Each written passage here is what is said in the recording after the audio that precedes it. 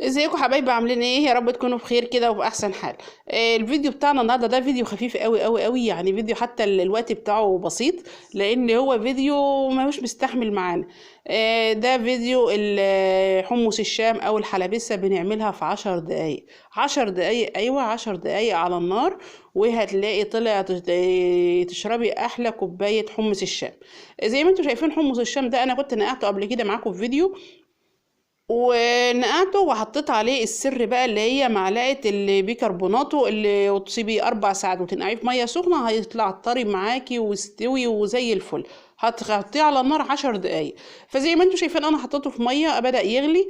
بعد ما غلي وهو بيغلي يعني انا حطيت معاه برضو حبيتين طماطم صغيرين، بصلايه متوسطه، حبه فصوص توم. زي ما انتم شايفين انا حطيتهم، هم انا قلت لكم حبيتين طماطم، بصلايه متوسطه، 3 4 5 فصوص توم كده تتوصي بالتوم. وبعدين هتديهم سلقة على النار زي ما قلت لك. الحمص الشام ده في 10 دقايق. في ناس بقى بتنقعه باليوم وبال6 ساعات وبالنص يوم وبالليلة وكده، لا. لو قمت الصبح وانت بتحضري الفطار ونقعتيه على الغدا، هتكوني بتشربي احلى كوباية حمص الشام او الحلبسة. وطبعا هنا في الموسم بتاعها، الجو برد ومطلوبة قوي قوي اليومين دول.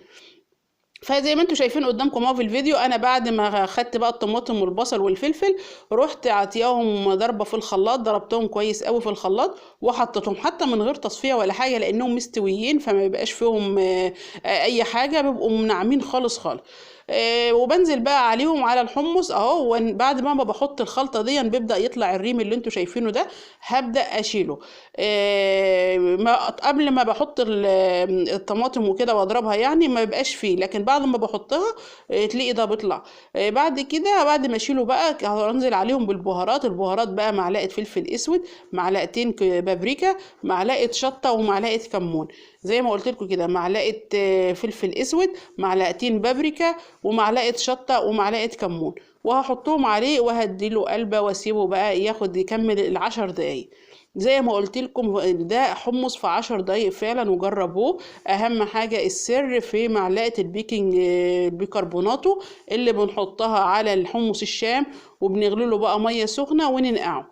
يعني حط معلقة بيكربوناتو وهنقعيه في مية سخنة 4 ساعات، وهتشوفي النتيجة بنفسك، وجربيه مش هتخسري اي حاجة.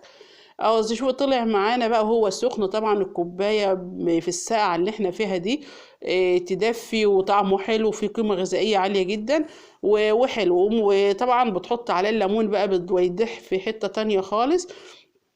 بالنسبة للشطة تزودي الشطة زي ما انت بتحبي شطته تقيلة، شطته خفيف، تحبيه خفيف في شطة تقيل كده. زي ما انت بتحبي. حتى ما نخرج نشربه بره نقول للراجل يعني بتاع اللي بيبيعه، نقول له ازود لنا الشطة، لا خليه مظبوط، عشان لو في حد ما بيحبش الشطة. الاطفال ما بيشربوهاش طبعا، ما بيحبوش الشطة خالص، بيشربوه كده. فزي ما قلت لك هتقطعي الليمون بقى وتشربي احلى كوباية حمص شام في 10 دقايق بس. فما ما تستغربيش، لا زي ما قلت لك انقعيه. وبقولها تاني وتالت علشان المقطع اللي انا نقعت فيه كان في فيديو تاني. انقعيه في ميه سخنه وحط عليه معلقه بيكربوناتو 4 ساعات. حتى في اول الفيديو وانا بضغط عليه كده، وانا لما جيت اسلقه بتشوفوه لقيته ان هو مستوي معايا وزي الفل. اهم حاجه ان الميه تكون ميه مغليه، وحطها عليه واسبيه. فقد ايه الطريقه دي سهله جدا، سهلت علينا حمص الشام اللي كان بياخد معانا وقت وكنا بنكسل نعمله من كتر ما هو بياخد وقت على النار. حتى لو حبيتي تعملي كشري اعملي برضو بنفس الطريقه، وانت بتفطري انقعيه، وهتقومي الصبح هتلاقيه واما تيجي ساعه الغداء هتلاقيه جوز معاكي. شوفوا شكله عامل ازاي بالليمونه، طبعا احلى حمص الشام. اشوفكم بفيديو جديد ان شاء الله.